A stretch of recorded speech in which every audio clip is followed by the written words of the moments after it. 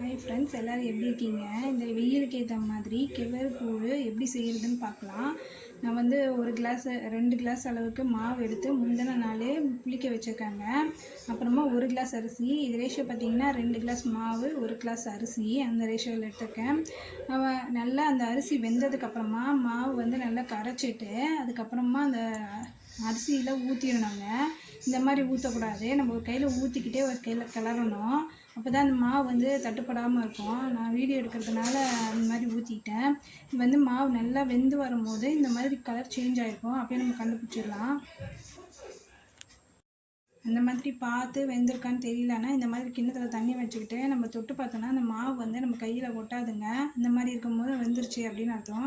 இது வந்து மறுநாள் அந்த கூழ் மேலே வந்து ஒரு ஏடு மாதிரி இருக்கும், அதை மட்டும் எடுத்துட்டு மீதி கூழ்லாம் எடுத்து நல்லா போட்டு தண்ணி ஊற்றி தேவையான அளவு வந்து உப்பு போட்டு நல்லா தேவையான அளவுக்கு கரைச்சிக்கணுங்க. நான் வந்து எங்கள் 2 பேருக்கு தேவையான அளவுக்கு எடுத்து போட்டு கரைச்சிக்கிட்டேன்.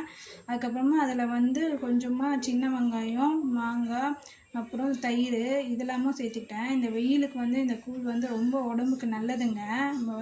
பழையங்காலத்தில் இந்த கூழ் வந்து அந்த அளவுக்கு நல்லா குடிச்சதுனால தான் ரொம்ப நாள் நல்லா இருந்தாங்க.